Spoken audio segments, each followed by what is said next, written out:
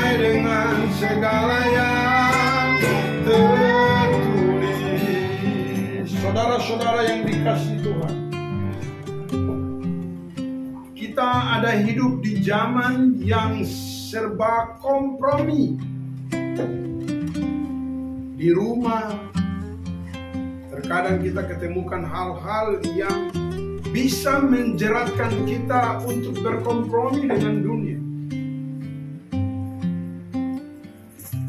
Di lingkungan kerja, ada banyak hal yang membuat kita akan terkompromi dengan dunia, terkontaminasi dengan dunia. Di lingkungan sekolah, di supermarket, di pasar, di sekeliling, di mana-mana di dunia ini, saudara yang dikasihi Tuhan, ada peristiwa-peristiwa, ada hal-hal, ada kejadian-kejadian, ada sesuatu kondisi yang membuat sehingga kita bisa terkontaminasi dengan hal-hal yang membuat kita jatuh dan kita akan seperti dunia ini. Untuk itu saudara yang dikasihi Tuhan, pesan Tuhan buat Yosua ketika dia memimpin umat Israel masuk ke tanah perjanjian, yaitu tanah Kanaan. Yosua diingatkan oleh Tuhan supaya dia jangan lupa memperkatakan Taurat Tuhan dan merenungkan Taurat itu siang dan malam. Saudara, dengan demikian, dengan merenungkan Taurat Tuhan siang dan malam, dengan memperkatakan Taurat Tuhan siang dan malam, Yosua akan berhasil dan beruntung. Itu dikatakan oleh Tuhan, oleh Allah kepada Yosua. Saudara yang dikasihi Tuhan, Tuhan yang berkata-kata kepada Yosua yang adalah pemimpin bangsa Israel. Tuhan yang sama, yang telah hadir di dunia ini di ribuan tahun yang lalu. Dia telah menyatakan bahwa dia telah menebus dosa dunia dan kutuk yang telah dilakukan oleh satu manusia, yaitu Adam beserta istrinya. Dan dosa serta kutuk itu masuk ke dalam dunia. Saudara yang dikasihi Tuhan, tapi ada satu pribadi yang adalah pria yang sejati, namanya Yesus Kristus, namanya Yesua, namanya Mesaya, Mesias yang diurapi oleh Tuhan. Dia bertanggung jawab atas seluruh dosa manusia.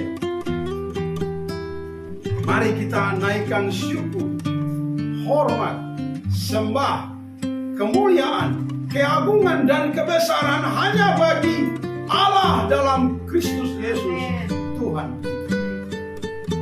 Mari kita berdoa sebelum mendengarkan firman Tuhan. Tuhan Yesus yang adalah pria yang sejati, Engkau lembut tetapi tegas. Engkau bertanggung jawab terhadap tugas yang diberikan oleh Allah Bapa kepadamu, yaitu menanggung dosa saya, menanggung dosa semua umat manusia. Ya Yesus Tuhanku, Allahku, yang bertata di sorga sekarang ini, tapi juga yang berkuasa di bumi saat ini juga. Hamba dan anak serta murid-Mu ini memohon kepadamu, berilah Roh Kudus bagi kami. Berilah fokus kami kepada firman-Mu Tuhan. Karena firman-Mu Tuhan Yesus yang menyelamatkan jiwa kami. Terima kasih saya naikkan syukur dan hormat, sembah dan kemuliaan mewakili umatmu, jemaat Boanerges Gereja Kasih Bapa di Tanah Papua. Kami mohon Tuhan dengan darah Yesus Kristus, anak-Mu ya Allah, kuduskan dan sucikan kami, sehingga hati kami layak menerima firman-Mu. Tolong kami supaya kami tidak terkontaminasi dengan apapun juga, karena kami ingin menjadi tanah yang keempat, yaitu tanah yang baik, yang menghasilkan buah 100 kali lipat, 60 kali lipat, dan 30 kali lipat. Demi Kristus Yesus Tuhan, saya berdoa dan membiarkan diri saya digunakan oleh Roh Kudus. Biarlah Roh Kudus yang ada dalam diri saya yang berkata-kata saat ini juga. Dalam nama Yesus. Amin. Amin. Damai sejahtera Tuhan Yesus Kristus menyertai kita orang semua. Saudara-saudara umat Tuhan yang dikasihi Tuhan, hari ini saya akan memberikan informasi yang sangat luar biasa. Dan informasi itu saya kutip dari perkataan-perkataan atau tulisan yang tercatat di dalam Alkitab, kitab suci Alkitab, kitab 1 Korintus pasal 15. Kita akan merenungkan beberapa ayat dari mulai ayat 1, saudara. Saya akan memberikan informasi positif. Saya akan memberikan informasi yang menolong Anda supaya Anda akan mengerti apa maksud Allah dan apa yang harus Anda kerjakan untuk supaya diri Anda diselamatkan. Katakan buat saudara dan saya bahwa Anda diselamatkan itu karena Anda mengikuti apa yang diberikan petunjuk oleh Alkitab. Anda diselamatkan itu karena Anda mengikuti apa yang diinformasikan di dalam Alkitab. Saudara-saudara yang dikasihi Tuhan, saya buat satu tema kecil yang berkata orang Kristen yang diselamatkan adalah orang Kristen yang teguh berpegang pada Injil. Coba katakan, saya akan diselamatkan. Saya akan diselamatkan Jika saya teguh berpegang kepada Injil. Saudara yang dikasihi Tuhan, siapa Kristen sesungguhnya? Apa itu Kristen? Nah, kita lihat di dalam Kisah Para Rasul 11. Coba saya minta satu orang baca buat kita Kisah Para Rasul 11. Kisah Para Rasul ini kitab yang mengkisahkan perjalanan rasul-rasul. Makanya dikatakan kisah para. Para itu kalimat yang menunjukkan kepada beberapa orang atau banyak orang. Jadi kisah para rasul, kisah itu dia menceritakan, dia menuliskan perjalanan para rasul. Siapa rasul? Rasul itu adalah 12 orang yang pernah dipilih oleh Yesus Kristus. 12 orang itu yang dipilih oleh Yesus Kristus. Yesus Kristus mengajari mereka, Yesus Kristus memberikan teladan bagi mereka, Yesus Kristus memberikan contoh bagi mereka, Yesus Kristus menunjukkan hal-hal yang berasal dari Allah, kuasanya, penyertaannya buat mereka. Dan mereka ini sekurang lebih 3,5 tahun mengikuti Yesus Kristus.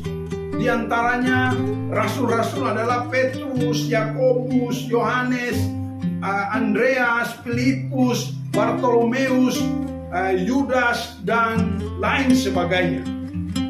Thomas, mereka-mereka ini adalah disebut rasul-rasul. Mereka mengikuti Yesus ketika Yesus ada di bumi. Mari silakan baca kisah tentang para rasul, khususnya di ayat 11, Kisah Para Rasul 11 ayat 26, untuk kita menemukan apa itu Kristen, siapa itu Kristen sesungguhnya. Mari baca Kisah Para Rasul 11 ayat 26. Berikut Petrus mempertanggungjawabkan baptisan kepada Yesus di Yerusalem.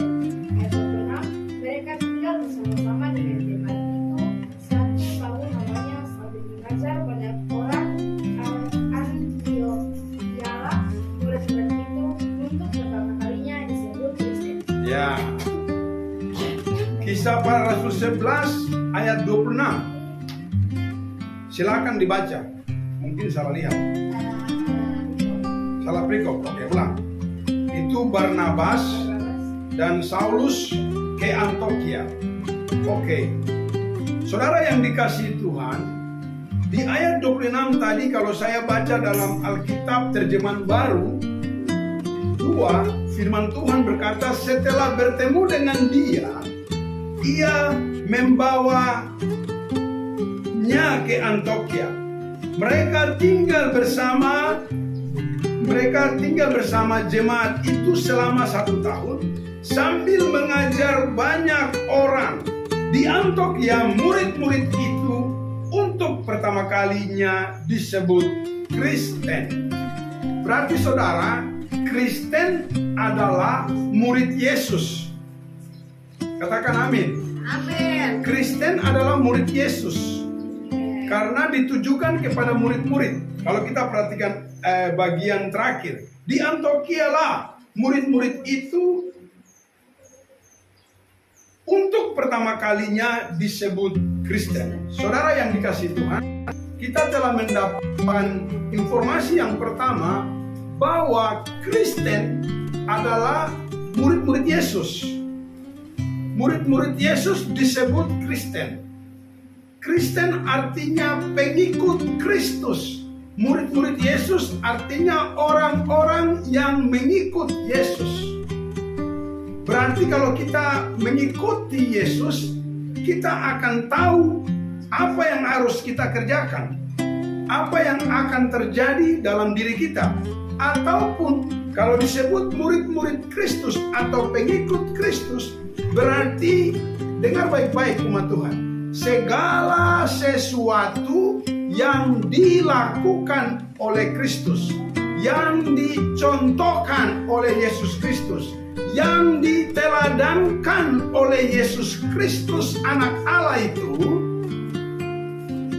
murid-muridnya harus ikut. Itu yang disebut pengikut Kristus sejati. Karena Yesus Kristus adalah pria yang sejati. Karena Yesus Kristus adalah seorang yang pernah 100% jadi manusia, tetapi dia juga Tuhan. Saudara yang dikasihi Tuhan, dia adalah Kristus. Dia adalah Tuhan yang telah memberi contoh, teladan, dan karakter Allah ada padanya. Dan itu disaksikan dan dilihat oleh murid-muridnya. Dan murid-muridnya mereka mencontohi Kristus. Amin. Jadi Kristen artinya murid-murid Yesus yang mengikuti Kristus. Amin. Atau Yesus. Jadi saudara yang dikasihi Tuhan, kalau Anda orang Kristen, terus Anda tidak mengikuti Kristen, berarti Anda munafik. Kalau Anda orang Kristen, baru Anda tidak mengikuti contoh Yesus atau teladan Yesus, berarti Anda munafik. Anda bukan Kristen sesungguhnya, dan Anda tidak akan mendapat bagian keselamatan itu. Saudara, kalau kita baca perikop tadi di dalam Kisah pasal 11, dimulai ayat 1, saudara, itu peristiwa di mana penganiayaan terjadi. Kalau di Kisah 4, saudara, itu pertumbuhan. Mula-mula itu multiplikasi terjadi. Banyak orang percaya karena pemberitaan Injil yang diberitakan oleh murid-murid Yesus. Pemberitaan yang disampaikan oleh murid-murid Yesus. Mereka mengalami pertumbuhan yang begitu luar biasa. Tetapi di dalam Kisah pasal 11 tadi kalau kita baca, itu sebenarnya dimulai dengan murid-murid Yesus itu mendapat penganiayaan yang begitu rupa. Saudara, Kisah pasal 11, Petrus mempertanggungjawabkan baptisan Cornelius di Yerusalem, saudara. Dan Barnabas dan di selanjutnya itu Barnabas dan Saulus ke Antioquia. Kenapa Barnabas dan Saulus ke Antioquia, saudara?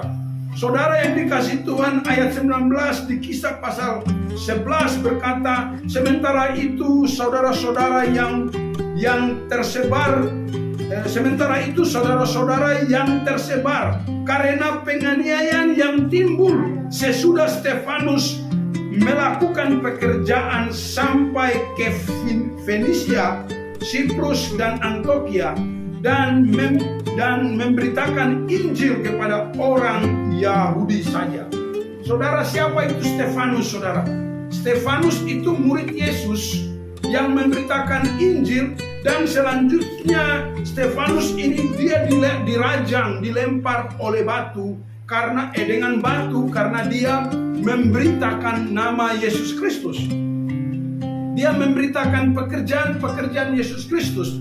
Jadi saudara, sebelumnya itu terjadi, Yesus sudah sampaikan kepada murid-muridnya sebelum dia pulang ke sorga. Ketika dia berbicara kepada murid-muridnya, dia mengatakan bahwa kamu akan dianiaya, kamu akan dibunuh. Di Yohanes pasal 16 itu sangat jelas, saudara. Sangat jelas Yesus memberikan pesanan yang begitu luar biasa buat murid-murid, bahwa apa yang akan dialami oleh murid-murid, apa yang dialami oleh orang Kristen, saudara.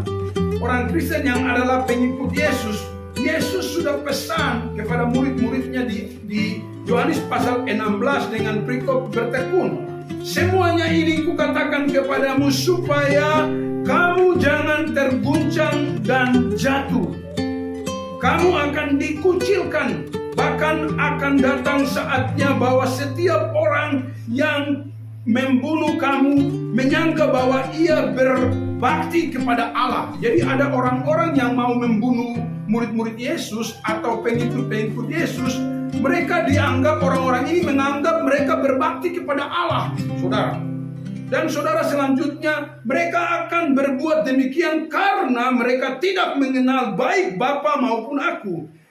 Tetapi semuanya ini kukatakan kepadamu supaya apabila datang saat kamu ingat bahwa aku telah mengatakannya kepadamu. Yesus mengingatkan kita, dan Yesus mengatakan apa? Yesus bilang orang Kristen akan dianiaya, orang Kristen akan ditolak, orang Kristen akan dihina, orang Kristen akan dibunuh di mana-mana, saudara.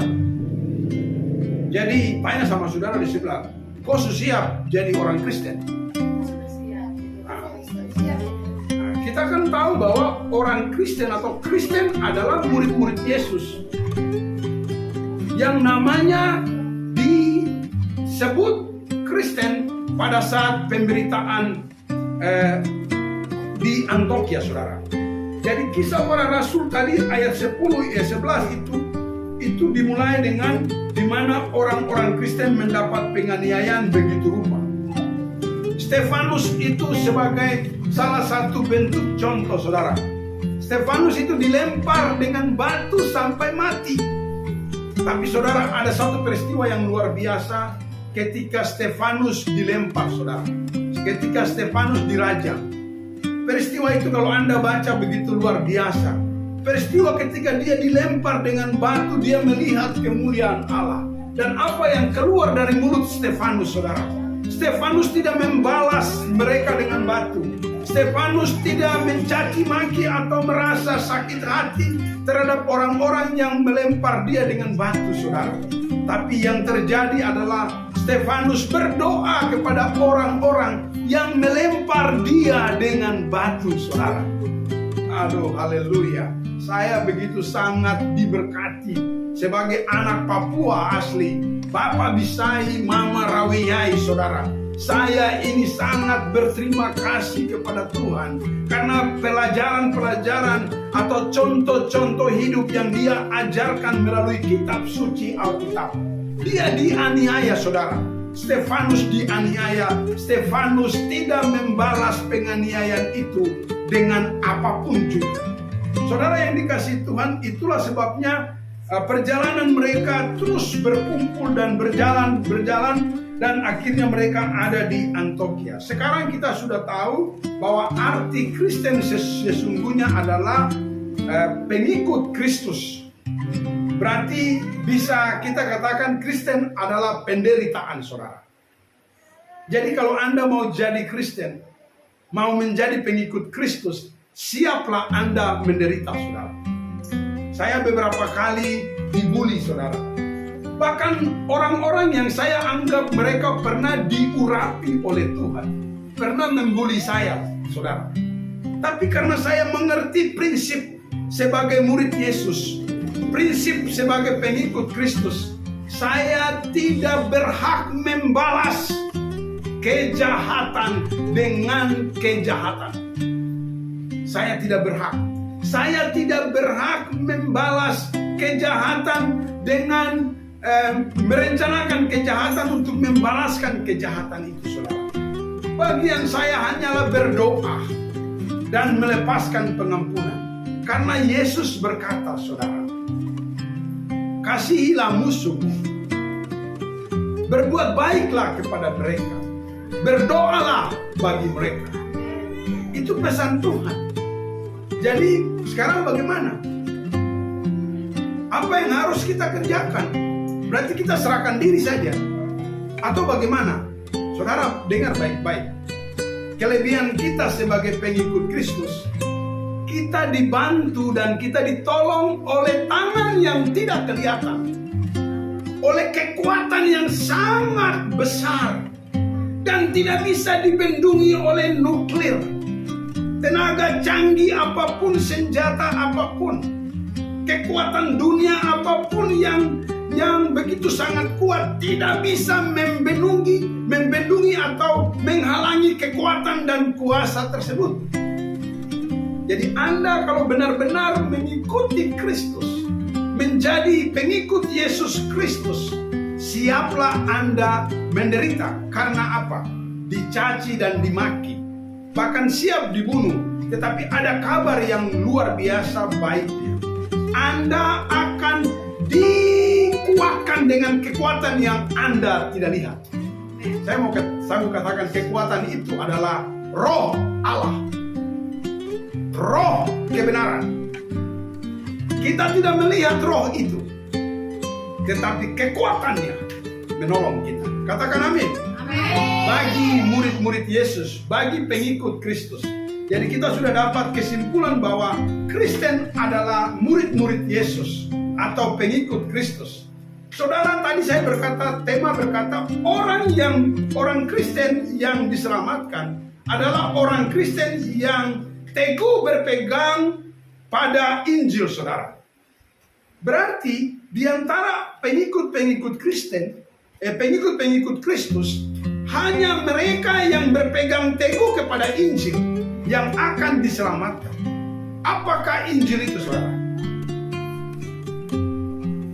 Itu yang perlu kita ketahui, saudara. Apakah Injil itu?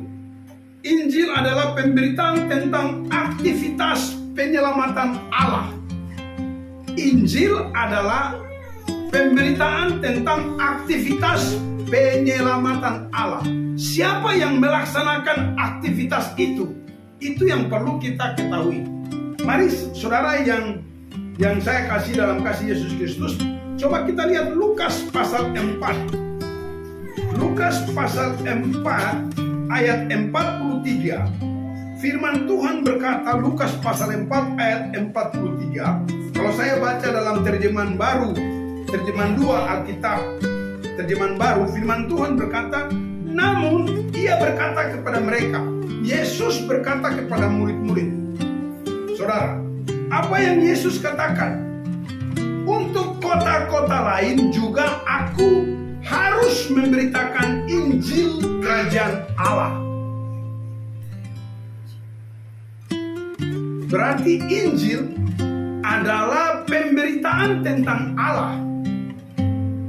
Injil adalah informasi yang disampaikan oleh Yesus. Dan semuanya adalah berasal dari Allah, untuk Allah, dan kepada Allah. Jadi kalau kita belajar tentang Injil, berarti kita belajar tentang informasi kepada Allah, atau informasi dari Allah yang disampaikan oleh Yesus Kristus. Saudara, Yesus Kristus hadir di bumi. Salah satu aktivitas yang dia lakukan adalah memberitakan Injil Kerajaan Allah. Injil adalah, saudara, pemberitaan tentang aktivitas penyelamatan Allah. Apa yang dilakukan oleh Allah untuk menyelamatkan umat manusia. Yang dilakukan oleh Allah untuk menyelamatkan manusia adalah, saudara perhatikan baik-baik. Yang pertama, dia memberi korban. Dia memberi kurban untuk menggantikan apa yang dilakukan oleh manusia yang pertama. Siapa manusia pertama? Adam. Dia diciptakan oleh Allah dengan tangan Allah yang kudus. Berarti ada karakter Allah di dalam Adam. Tetapi Adam, saudara, Adam dia tidak mendengarkan perkataan Tuhan. Artinya dia tidak menuruti perkataan Tuhan. Dia memberontak terhadap perkataan Tuhan. Dia melanggar apa yang telah Allah Bapa di sorga, pencipta langit dan bumi, laut dan segala isinya, serta seluruh mata air, memberitakannya, menyampaikan kepada dia. Dia satu-satu manusia yang mulia pada waktu itu, diciptakan oleh Allah sendiri.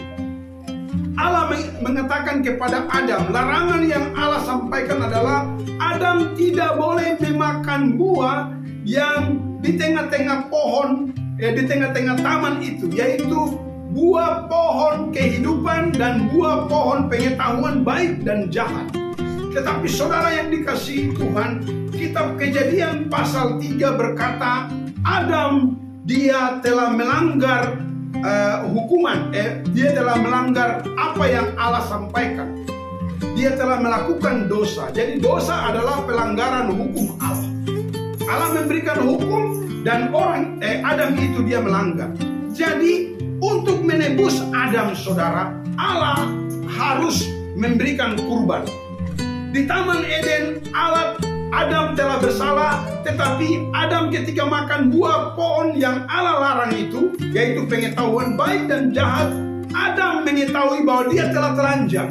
Dan ketelanjangan Adam itu sebelum diusir keluar dari Taman Eden, dari hadirat Allah, Adam diberikan pakaian untuk menutupi tubuhnya yang telanjang itu, saudara. Dengan apa Adam diberikan pakaian atau ditutupi ketelanjangannya Adam dan Hawa istrinya, yaitu Allah membunuh binatang, dan dari kulit binatang itu, saudara, Allah membuat pakaian dan memakaikannya kepada Adam. Saudara, Adam bikin masalah, Adam melanggar hukum Allah. Adam telanjang karena dia mengetahui dia telanjang ketika dia makan buah yang dilarang oleh Allah itu. Tapi saudara yang dikasih Tuhan, ketika Adam telanjang, Adam mengetahui bahwa dia salah. Allah tidak membiarkan ciptaannya itu. Haleluya.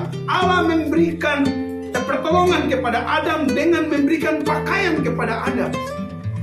Dengan memberikan pakaian, dan pakaian itu dibuat daripada binatang yang dikurbankan. Saudara yang dikasih Tuhan, saya mau beritahu, Yesus adalah kurban Allah. Yesus adalah domba yang agung. Kematian Yesus Kristus menutupi aib. Kematian Yesus Kristus, pengorbanan Yesus Kristus menutupi dosa Anda, saudara.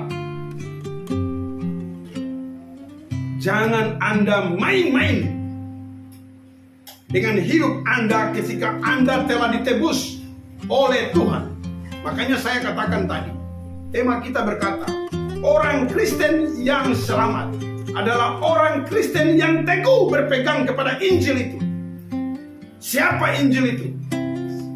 Yesus Kristus, Sang Injil sejati. Saudara, izinkan saya menangis. Izinkan. Dia tidak berdosa, saudara.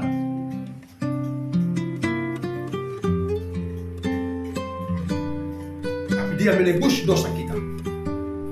Tidak ada Allah seperti dia. Tidak ada Allah seperti dia. Makanya dia harus diagungkan. Dia harus ditinggikan. Dia harus dibesarkan. Dia harus dimuliakan. Dia adalah raja di atas segala raja. Dia telah menunjukkan teladan sejatinya, yaitu menjadi kurban Allah. Jadi saudara, sekarang kita ketahui aktivitas Injil, aktivitas penyelamatan yang pertama yang Allah lakukan adalah menebus umat ciptaannya, keturunan Adam. Karena ketika Adam dan Hawa berbuat dosa, Tuhan tidak membunuh mereka. Dari kandungan Hawa lah seluruh manusia ada di dunia ini. Makanya bersyukurlah kepada Allah dalam Kristus Yesus Tuhan kita. Dia memberi anaknya sebagai korban, dia mensembelih. Makanya darah Yesus tertumpah di kayu salib hanya untuk menebus dosa Anda. Perhatikan baik-baik, tidak main-main dengan karya salib. Karena itulah aktivitas Allah yang pertama, menebus dosa dunia. Dan yang kedua, dia memberitakan Injil Kerajaan Allah. Dan yang ketiga, dia membuat murid. Untuk apa saudara? Melanjutkan aktivitas pekerjaan Allah. Jadi sekarang jelas, orang Kristen sejati adalah murid Yesus. Itu orang Kristen sejati. Karena orang Kristen sejati adalah murid-murid Yesus, maka mereka siap menderita.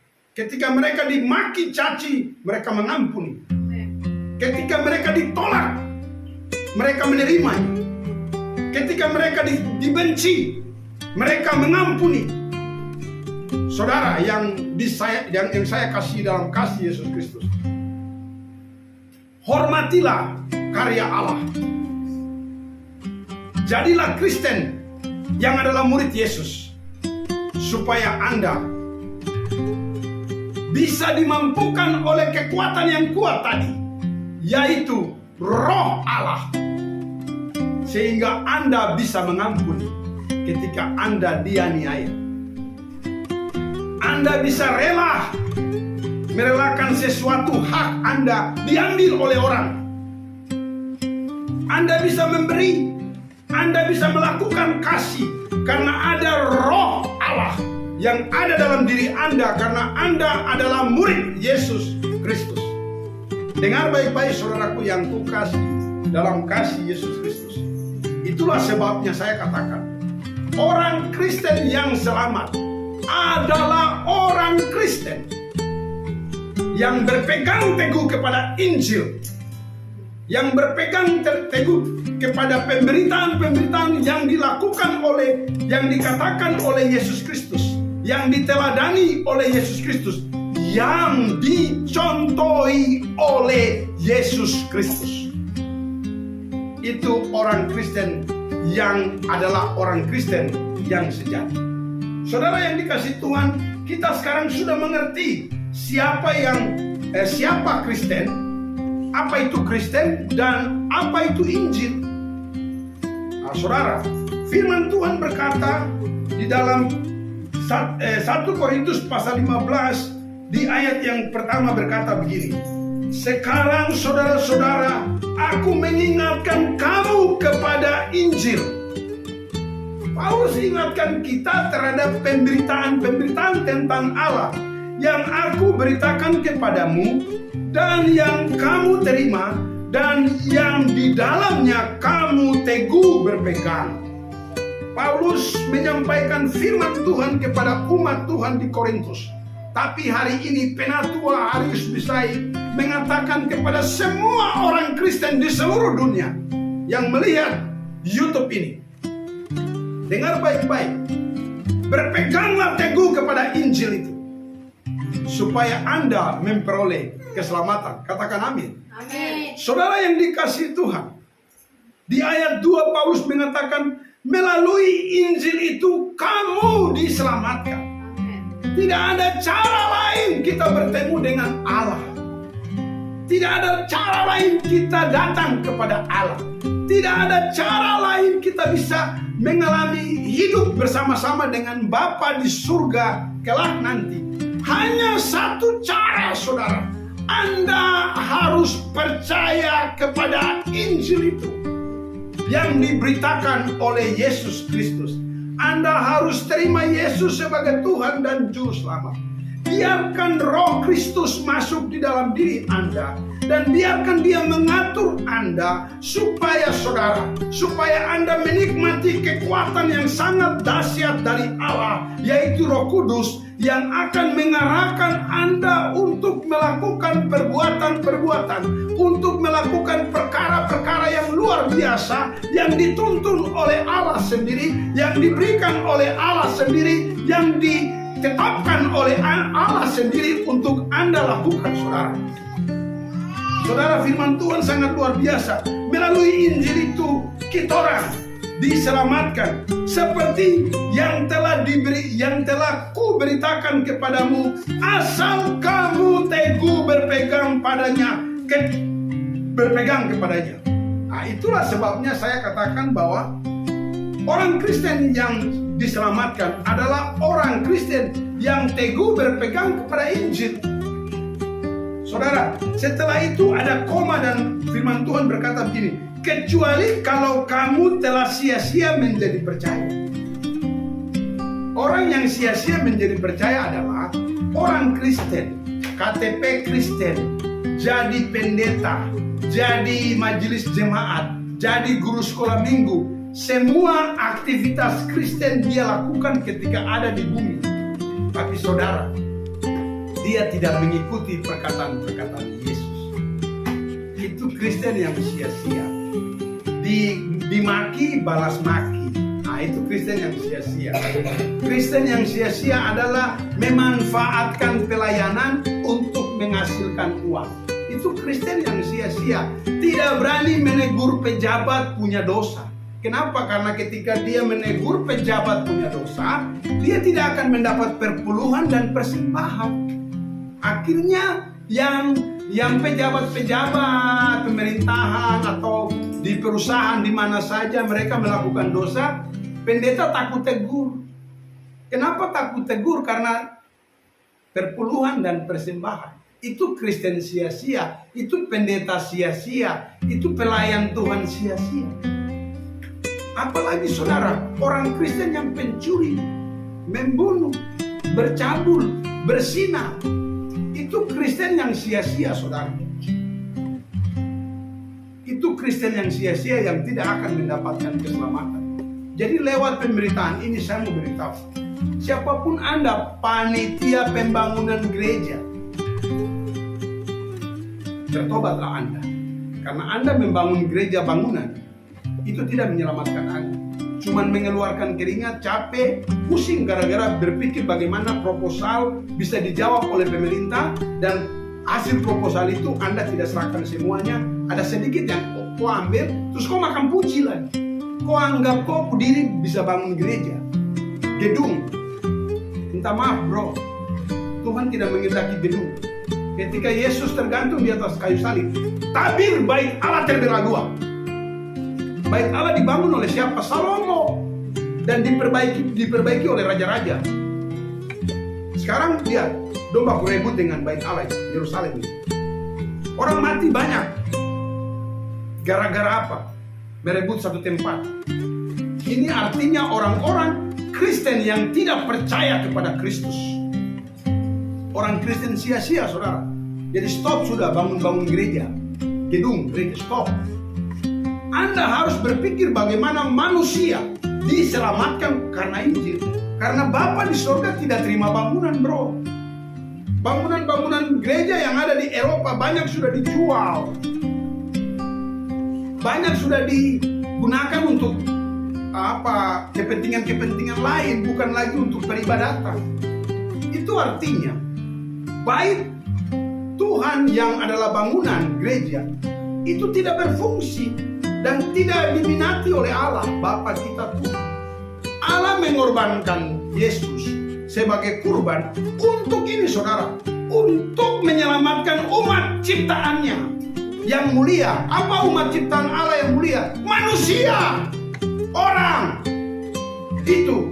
Jadi marilah berfokus kepada manusia. Injililah mereka, bawa mereka untuk menjadi Kristen sejati. Kristen sejati adalah murid-murid Yesus. Itu kebenaran yang saya mau sampaikan hari ini.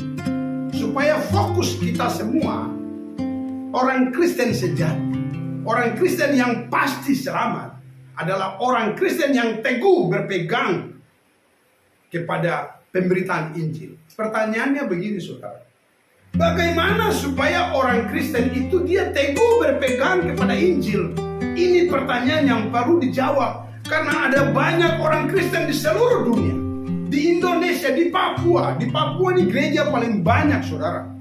Dan banyak orang-orang dikatakan Kristen. Bisa dilihat dari KTP. Dia bilang kantong-kantong Kristen. Mayoritas Kristen yang ada di Indonesia ini. Di Papua, di Maluku, di Manado, di Sumatera Utara, di Toraja, dan lain sebagainya.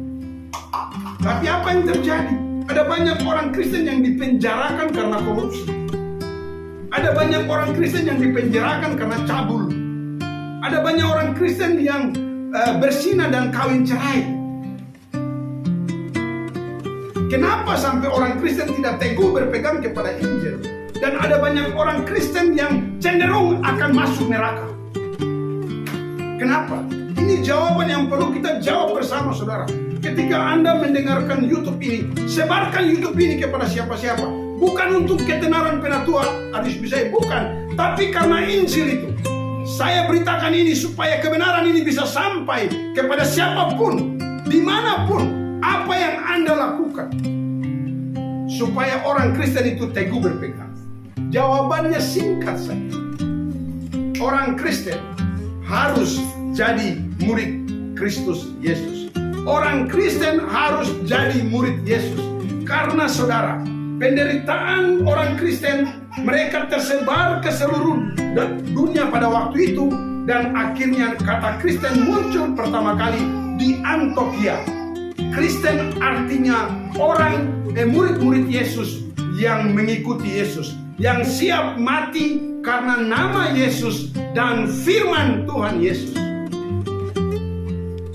Semoga jemaat Boanerges Gereja Kasih Bapa di Tanah Papua, khususnya istriku Olivia Maria Magdalena Kamanasa, wanita yang tercantik di dunia, dan ke-6 orang anak yang Tuhan berikan bagi saya, yang saya sebut jemaat Boanerges, dari Reva, Melanesia, Boanerges, Deborah, Kefas, Kanisa, dan kalau ada anak-anak yang lain-lain kalau Tuhan kasih.